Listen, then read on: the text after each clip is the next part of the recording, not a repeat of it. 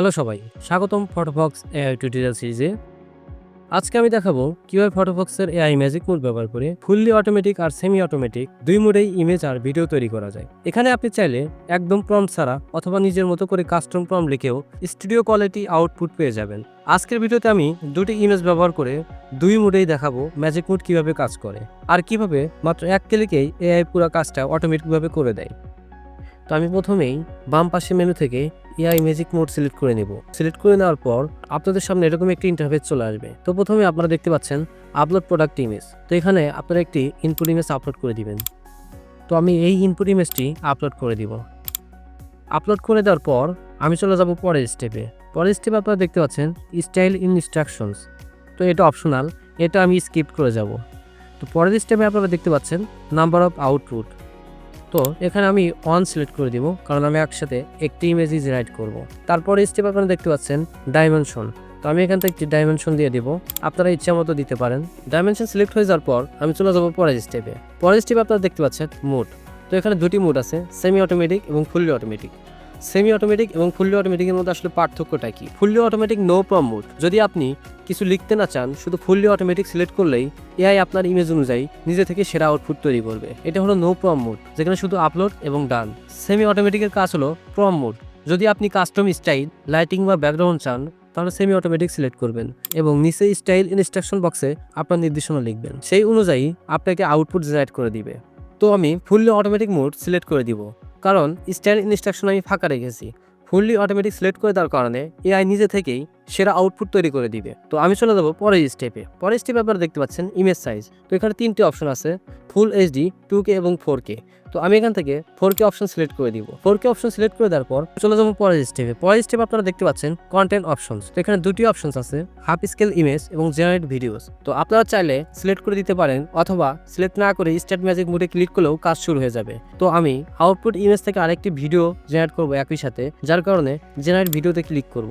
Generate ভিডিওতে click করার পর ভিডিও মডেল দেখতে পাচ্ছেন লাইট এবং স্ট্যান্ডার্ড। তো আপনারা যে কোনো একটি সিলেক্ট করে দিতে পারেন। তো আমি এখান থেকে স্ট্যান্ডার্ড সিলেক্ট করে দিব। তো স্ট্যান্ডার্ড সিলেক্ট করে দেওয়ার পর আমার এখানে কাজ শেষ। এখন স্টার্ট ম্যাজিক মোডে ক্লিক করলেই অটোমেটিকভাবে একটি ভিডিও এবং একটি ইমেজ জেনারেট হওয়া শুরু হয়ে যাবে।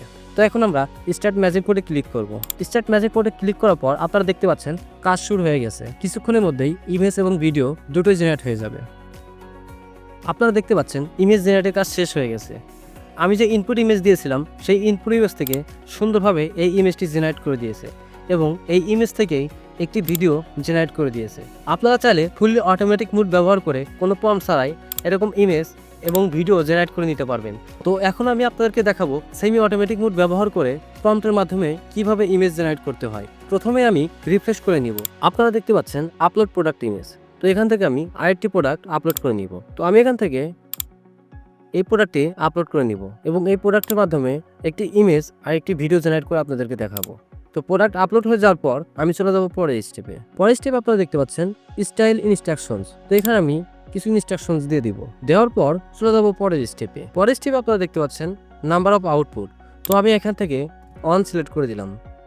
দেওয়ার পর চলে যাবো পরের স্টেপে। পরের স্টেপে আপনারা দেখতে পাচ্ছেন ডাইমেনশনস। তো এখান থেকে আপনারা যে কোনো একটি ডাইমেনশনস সিলেক্ট করে দিতে পারেন।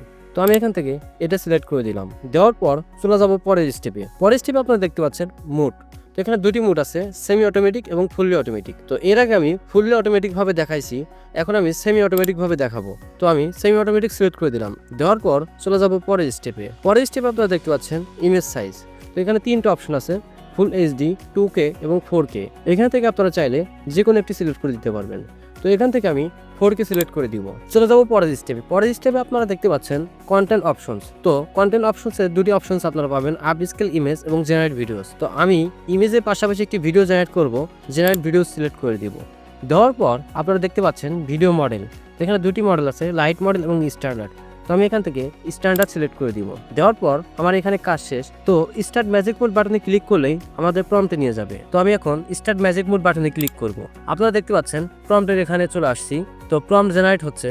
এখানে ফটোফক্স আমাদের আপলোড করা ইমেজ দেখে অটোমেটিকভাবে প্রফেশনাল প্রম্পট সাজেস্ট করেছে। এই প্রম্পটের ভিতরে দেখছেন এটি কোন ক্যাটাগরি, যেমন ফ্যাশন, ইমেজের কোয়ালিটি আর কি ধরনের লুক বা স্টাইল তৈরি হবে সবকিছুই সুন্দরভাবে লেখা আছে।